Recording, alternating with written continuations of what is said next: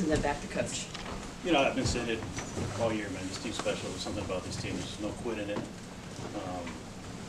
Every day's a new day. You show up 0-0, and they showed it today. We got down early, and they responded right away. And it's a gutsy performance across the board from guys like Fisher and Walters there at the end. And you know, Huggins didn't have his best stuff, and I said yesterday, I'm not sure how he's going to attack the hitters, but he's going to whatever he's got, he's going to use it and to his best visibility. And if it doesn't work, he's going to get beaten up because he's going to beat himself. So,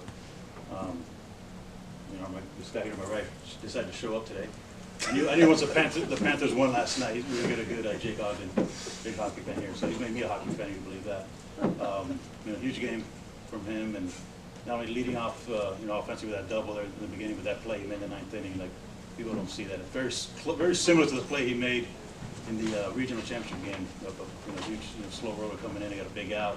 Next guy hits the home run that, you know, we keep a one-run lead. So that was a huge play there by him. And, you know, guys like Kulikowski that hasn't played all year a whole lot, and he just kind of keeps grinding away and working hard, never complains, always in a good mood, always in a good place, and gets an opportunity today, and he gets 2 big hits. And, you know, I can go on and on about these guys, man. I love this group, and just, you know, we get to play at least one more day for baseball, and I love it. Okay, open up for the players. Jake, for you, JD has talked about all year how if he's had 9 of you in the lineup, he's happy to have 9 of you in the lineup. How does that boost your confidence, especially after going 0-5 yesterday and then just performing the way you did today? How does that boost your confidence going forward? Yeah, it's just part of the game, you know.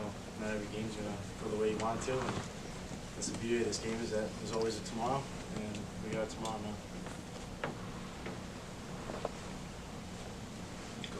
Jake, the momentum shifted there in the 4th inning, and of course your home run kind of capping that right there. What did you see? What was your approach at that at-bat? And knowing what took place before you coming up, did you kind of feel like there was a moment ready for you there?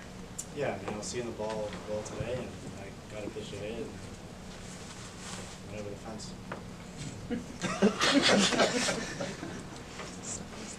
Louisville scored 8 yesterday. They had 4 quick ones today, and then you guys pretty much shut them down after that. What changed? Did you guys change the way you approached it all in pitching them? Just to continue to trust ourselves, you know, what we've done all year long. And the coaches, you know, they have big faith in us. So we were excited to get back out there and prove to them that we are the pitching staff that we are, and it really was exciting. So we're excited.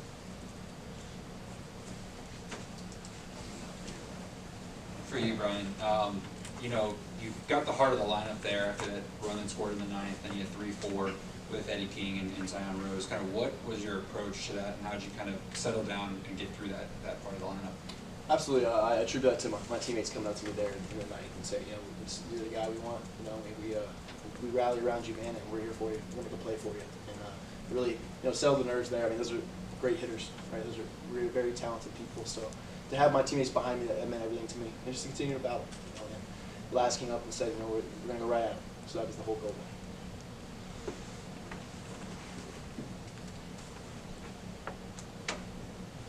Jake, yesterday, Coach talked about how you guys kind of got out of your normal approach.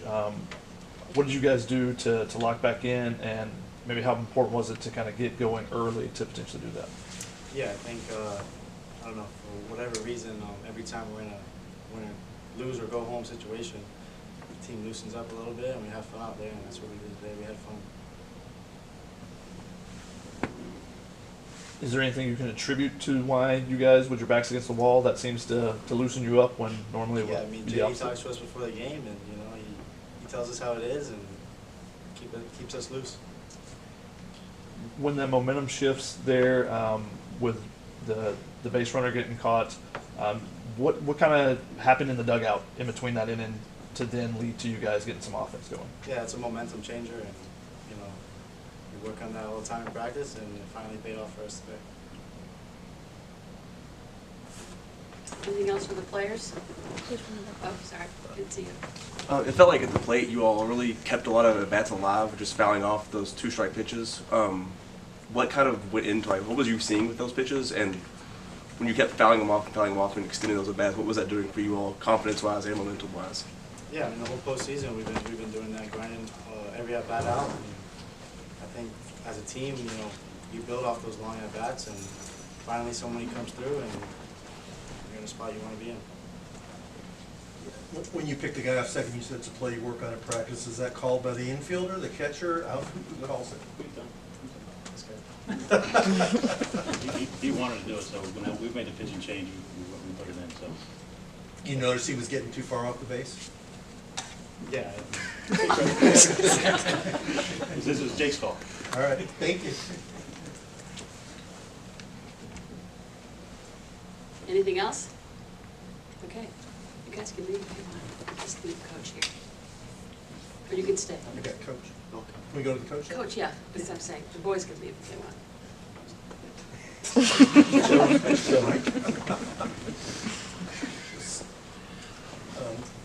Coach McDonald said they're going with a freshman lefty, Everly, tomorrow. Do you know who your pitcher's going to be? And is it an all-hands-on-deck game where even guys that pitched the starter yesterday or today's starter could pitch tomorrow?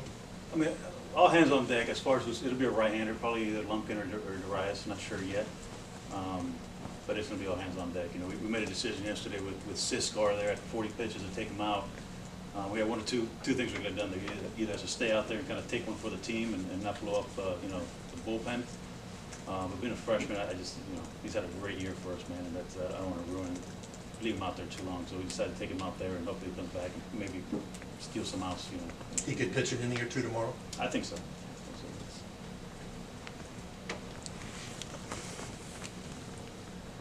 Coach, you probably get sick and tired of talking about this guy, but Daniel Cuvée hit the big home run toward the end of the game there to extend the lead out. Talk about how good he is, how he's gotten so good, and just what kind of player he is.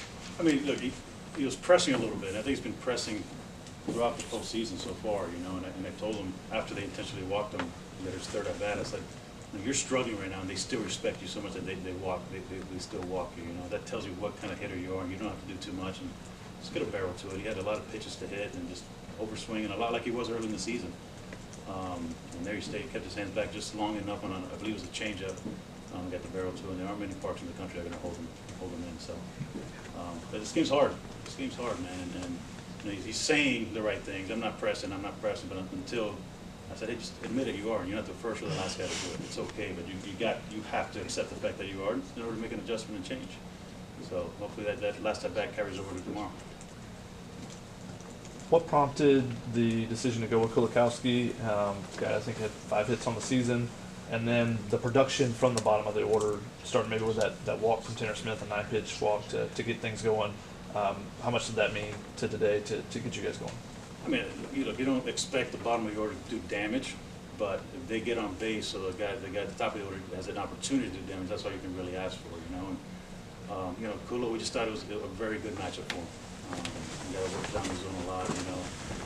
Devin has a great slider, man, or sinker, I'm sorry. And that kind of plays to his swing, you know, down the zone. So we just felt that was a good matchup for him. So that's we decided to go with him. So he came through, and again, he was ready to go. That's the important thing about this. Not the decision that anyone made to put him in the lineup, but the fact that he was ready to go when his name was called is what makes him special. That's not easy. Not easy because he would be in a lot of lineups in the country. So the fact that he was ready, that's what I'm most proud of. In the back? Oh, great, sorry. I asked Coach McDonald the same thing. After they had walked Kubik earlier, were you surprised they left a lefty in to pitch to him in that last at bat? Look, I don't know what their situation is, or you know, but you're gonna have to understand that. I do know if it was just a man on second base, he obviously would have walked him to face, you know, Gonzalez. So that was a huge hit by Galvin to make it first and second. But and you know, and I told Max, and we were in Southern Miss that you know, our biggest games when we score runs, it's really revolves around him and getting on base. And he's not driving runs in, but he's getting on base and putting Cuvée in a situation where he can do some damage and Dorian as well. So I think yesterday was the first time that he had a really good game and we did not score many runs. But we did have a lot of opportunities to score one. We just didn't get the hit when we needed it. So he's that 2-0 is a very important spot for us, for any lineup. But when he gets on, he kind of sets the table up for those guys in the middle. Go ahead. Coach, this is back-to-back weeks where Jake Dorn and Jackson Cleveland have provided massive outings for you guys in those less competitive games, and I feel like that's freed up what you guys have been able to do the rest of the week. And how have those guys stayed focused in those outings, and what has that done for you guys as a pitching staff and as a team? I said it yesterday, you know, we win this thing, they're gonna play a big part of the reason that we do it because of those guys eating up those innings that they did. And again, resting the rest of the bullpen and having them available. They did the same thing last week on Sunday, you know, that Sunday night game against Southern Miss. They went in and kind of just held it down long enough, and we were able to have a full bullpen, everybody ready for that Monday night game. Over here. Coach, Carson was great, obviously, coming out of the pen. What do you think was working for him today? Carson's a great sinker. When he trusts his sinker and just kind of throws and lets it do his things when he's most effective. I felt early when he first got out there, he was kind of forcing it a little bit and then kind of tightens up. And it's true for most sinker ball guys. They stiffen up and they start cutting the ball and stuff like that. He just lets him play. It's a plus pitch, you know. And he kind of got in the groove there, started trusting and throwing, making some really good pitches with his fastball and mixing in enough, you know, off-speed pitches there. And of course, you know, King got, you know, first pitch slider up in the zone and hit it. He did what you're supposed to do with a pitch like that, right? But other than that, that might be the only bad pitch he could have did a great job. Over here in the back. Coach, he touched on the bottom of the lineup, but could you speak a little bit more about Michael Torres and what he's been able to do, especially his confidence in the postseason? He's been able to have his confidence with his swing, and now he's starting to actually produce for what you really want. Yeah, he's a freshman, right? And he's getting better and better. He's got some big hits. That was a tough left-hander today that he led that inning off. In the ninth, I guess in the bottom of the eighth.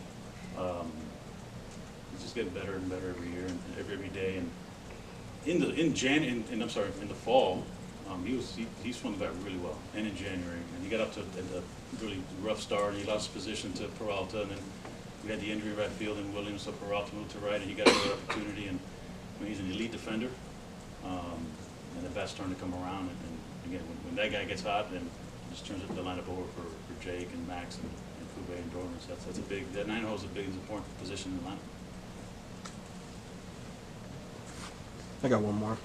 The message has always been the same this season, 0-0, but everybody knows how big this game is tomorrow. Is there any different message, or is it just still the same? It's 0-0, man.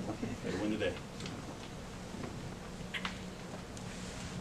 JD, this group, you talked about them being special, them being loose when they have their backs against the wall. What is unique about this group that they can do something like that when, you know, that's not the norm?